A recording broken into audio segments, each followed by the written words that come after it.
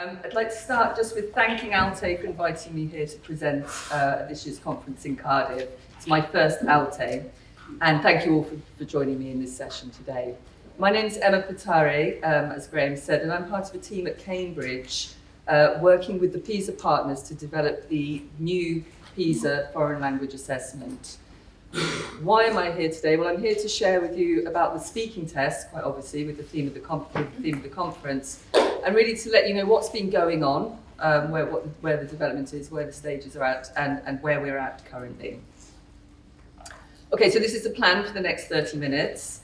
I'm going to start with a very quick PISA overview, just to contextualise the foreign language assessment and more specifically the speaking test. And then we'll look at how the innovations and challenges of this new test, what they are and how they've informed the test and task design. Quick look at the field trial and some results that have come out from that, and then a very quick look at the next steps. I was very aware that I've got pretty much no idea of the level of knowledge and expertise around PISA sitting here in this room today. So I thought I did need to give a brief overview of the PISA test in general. If you are an expert, and I'm sure there's experts sitting here amongst us, please, not during the session, but maybe over lunch, let that be known and share your knowledge with interested parties. If you do find you want more about the actual test, there's a whole load of resources online, which I'll point you to at the end. Okay, so what is PISA? It's a global survey of educational outcomes. The core subjects that are tested every 3 years are science, maths, and reading in the candidate's first language. It's cohort level reporting, there is no individual results. Every cycle there is an optional, one or two maybe optional subjects, so for example financial literacy.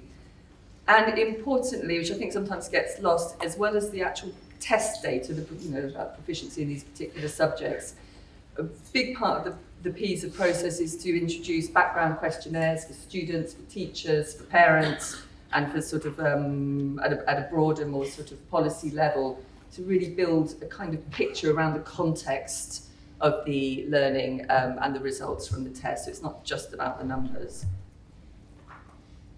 The aims of PISA overall are these, very broadly, to enable international comparisons across the globe and between regions, perhaps more pertinently. National diagnostics within regions, within various communities within a country, and also historically, if it's been countries taken part over more than one iteration, and obviously to inform policy and practice.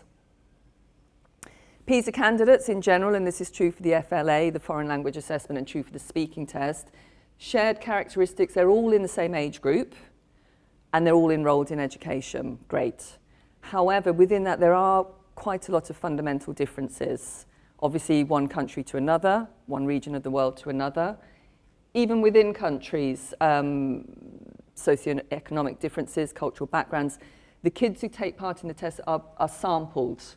There's the OECD hires a sampling company, so the countries have no control over who's actually going to be sitting the test. Yes, the shared characteristic, they're all in education. However, this could be full-time, it could be part-time, and it's grade 7 or above. We all know different ministries, different education systems around the world have different systems for ages. Okay, so that's PISA, the main suite of tests. Looking now at the foreign language assessment. So this is brand new. The very first iteration is this year. The main study is getting underway as we speak. The first iteration of this is English. That is the language that's being tested. And there are 3 skills, reading, listening, and speaking, being tested. It was felt in the original planning stages, I think, that the 4 skills would just be too much, and too much for candidates, administration, everybody, and by popular demand, speaking was chosen over writing. It's online, as is, I think, all PISA tests are now. It's administered in schools, auto-marked, reading and listening, human examiner marked, speaking. Again, you've got the same background questionnaires, and the eventual goal is to report levels in relation to the CFR, again, for those international and national comparisons. It's a collaborative effort. These are the partners involved in this iteration: OECD, who are the overall organisation for PISA, Cambridge University Press and Assessment. We've been involved in the test design and inputs along the way, and also we're involved in speaking management.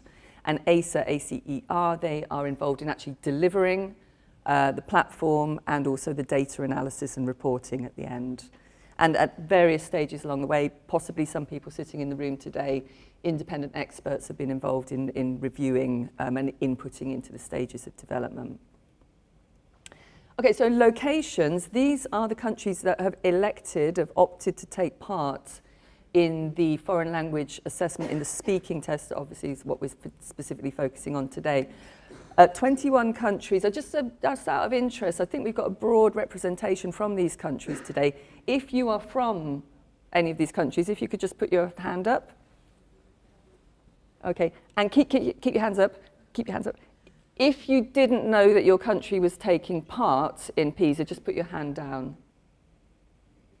Okay, so you got your hand up if you are from a country and you knew your country was taking part. Okay, maybe about 50%. Just out of my own interest, actually, just empirical research there, because we've been so heads down in the project, not really sure of the level of awareness of it, even within the assessment world. Okay, so 21 countries are taking part. Just to put that in context, with the main PISA study, just over 80 countries will be taking part in the main suite of tests. Timeline, we're well underway. This is where we are now. We're at the main study. We're 6 stages deep into the test development and delivery and analysis stage. So now I'm going to go on to look at some of the sort of stages of development that we've been through to arrive at the point that we're at now. Okay, so speaking test, it's an innovation within the PISA context. It's the first major language survey conducted by PISA. There have been others in the past, but this is the first one by PISA. And once complete, it will be the largest global language survey to have taken place. The next 3 points are, again, innovations for PISA. I know they're not innovations for other organisations, other test settings, but for PISA to have, it's the first fully online speaking or performance-based test. The speaking responses be recorded, and this will bring elements of challenge with it, as we'll see in a minute. And also it's going to be marked centrally rather than in country, which is a feature. To be marked in country is a feature of other PISA, the core subjects. Okay, I like my challenge. I like my colouring there. That always makes me smile. You know, when you're preparing for a presentation and you're just procrastinating, what shall I do? I'll just change the font colour. Okay, some innovations, a lot of innovation, loads and loads of challenges. And the challenges break down into these 3 broad areas, or for the purposes of this presentation. Let's just unpack some of those challenges a bit more. These are the challenges for the whole PISA partnership and the test development and delivery. So obviously we've got the fact it's computer delivered. That brings with it connectivity issues, different countries. Even within a country, there can be various levels of connectivity. Hardware, simple things, headphone with microphone. We need uniform set standard to be able to have a uniform set standard quality of candidate response. Platform, that's been handled by ACER, as I said earlier on, but again, it's key to the delivery, the administration of a test and the ease of administration. Sort of more from the test developers' perspective, the content and test design perspective, the test has to be multi-level, one test for all candidates. It needs to assess from pre-A1 to C1 and above, one test for everybody. And we need to allow all of these candidates to be able to demonstrate their level of language to the best of their ability. Tasks need to be doable by all candidates. They need to be simple enough to be comprehended by lower level candidates, but with enough scope for those higher level candidates to really be able to show their language to the best of their ability.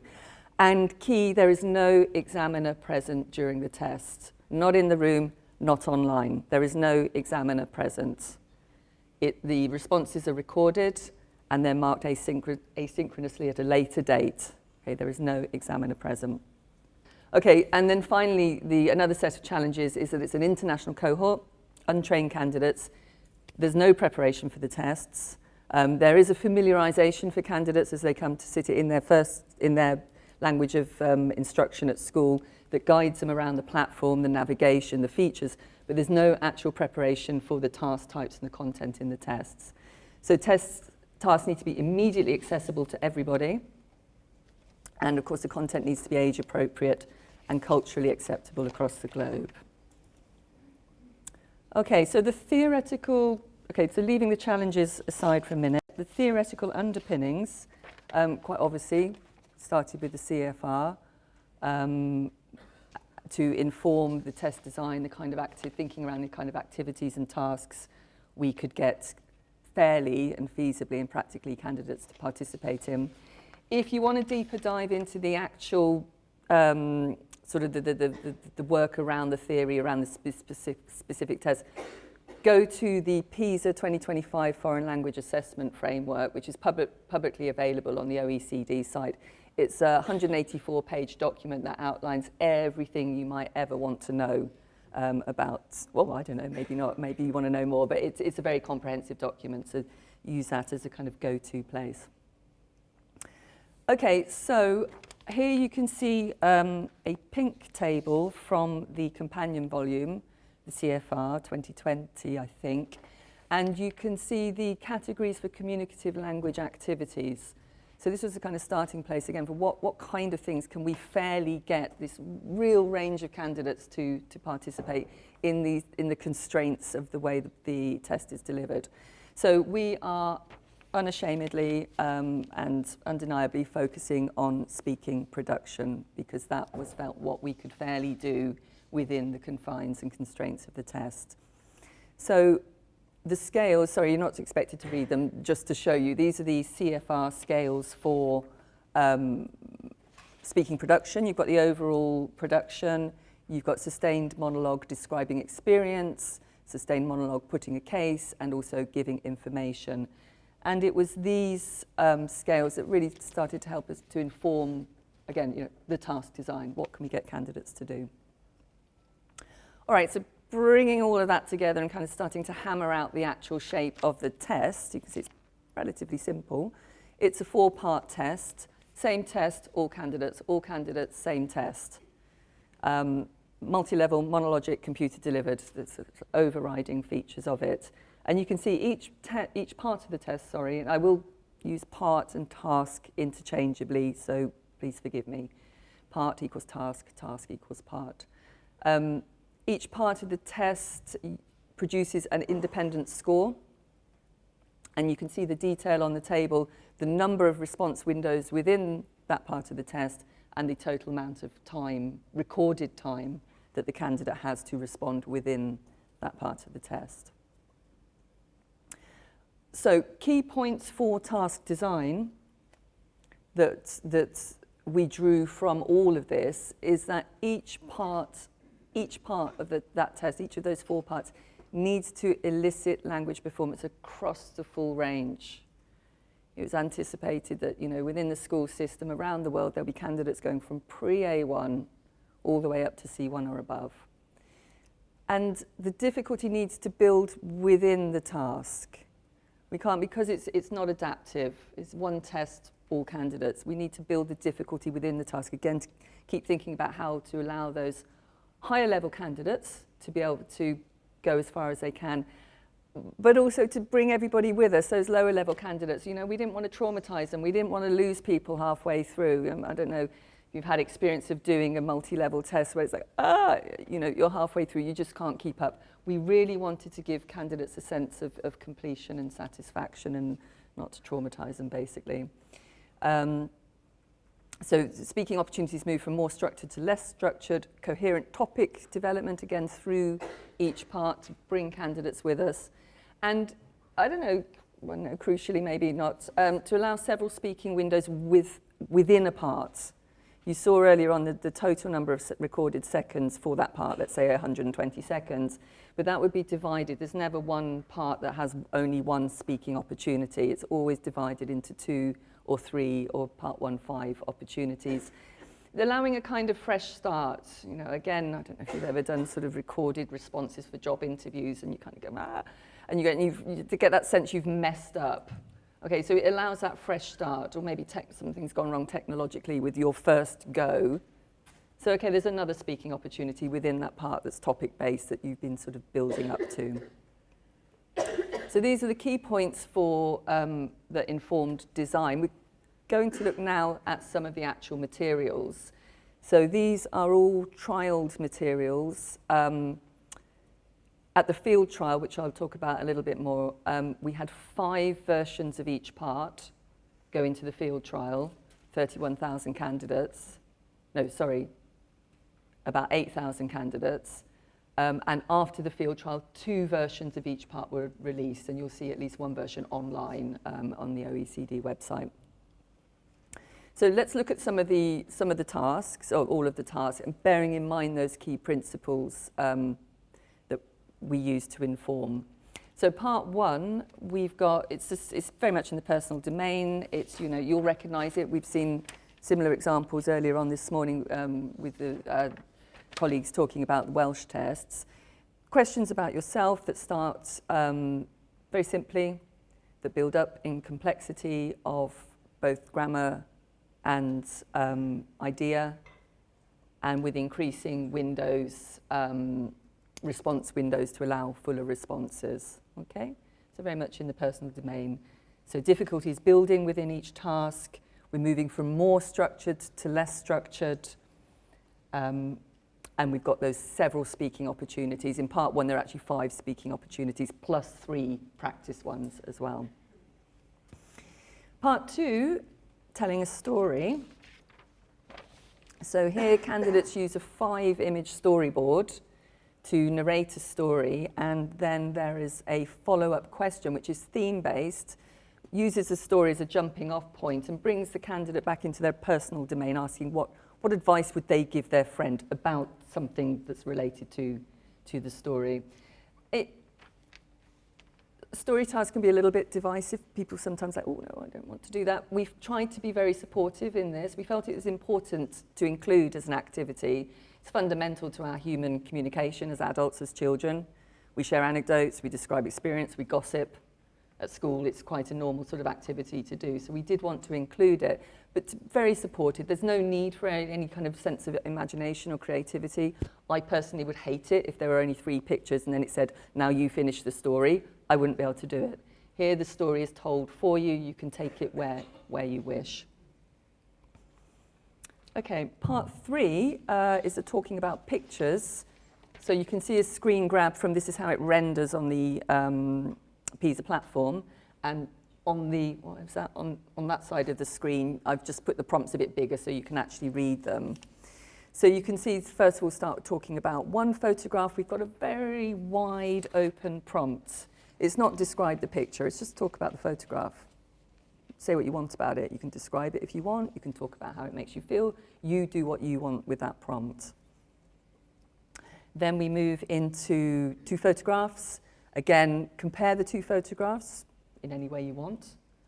And then we have a follow-on question, how do you think, so here it's how do you think the people might be feeling? So again, it's related to the pictures, but we're taking it outside of the pictures and asking you to engage sort of more, I don't know if emotionally is the right word, and more speculatively. And then it ends bringing the candidates back into their own personal domain, asking about your preferences in a topic-related question. So I thought at this point it might be quite interesting to look at some candidate responses. Okay, 2 apologies. Number 1, these responses are not to the task we've just seen, all right, for various reasons, but I'm sure we can all keep up. And number 2, they're only transcribed by me typing them out. There's no fancy spoken, okay, sorry. So this is where we are. Okay, so here we have 2 responses. One from a lower level candidate, that's, I'm going to say quite obviously, I don't know, maybe it's not obviously, that's the shorter of the 2 texts. One is from a higher level candidate. I've added in some fairly crude highlighting. So this, bear in mind, these responses are to the talk about the photograph. One photograph, talk about the photograph.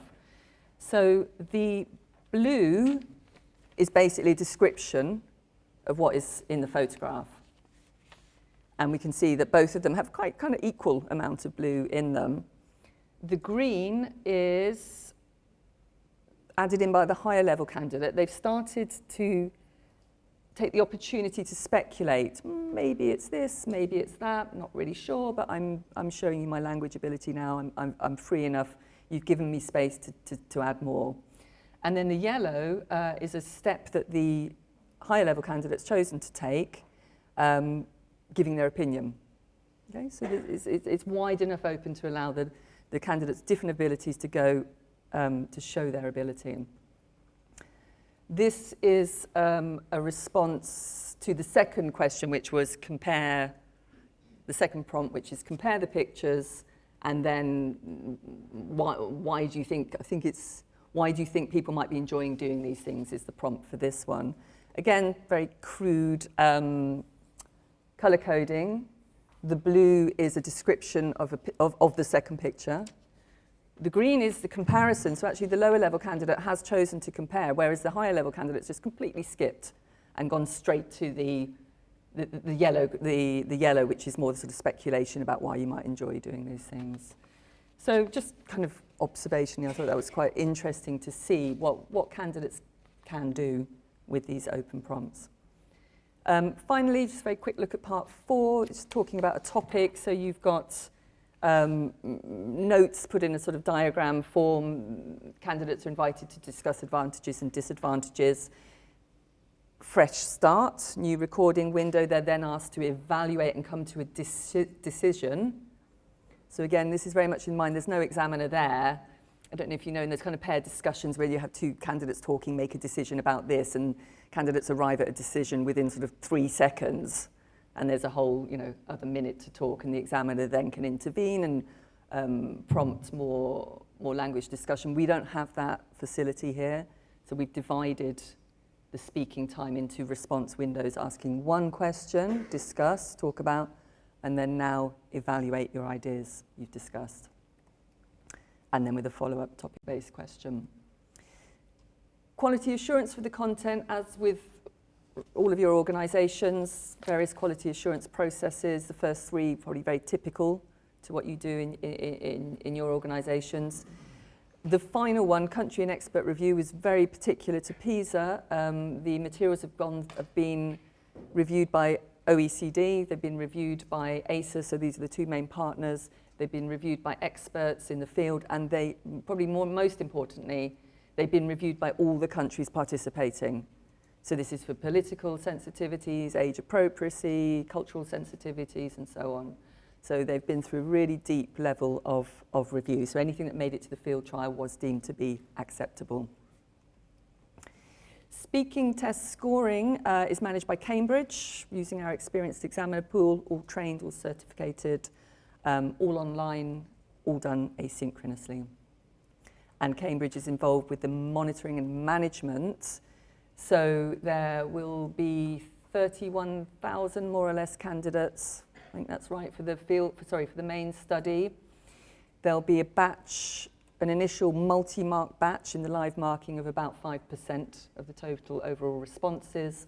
And then after that, the examiners will meet a seeded or control, whatever terminology you want to use, a seeded or control script every 9 or 10 scripts.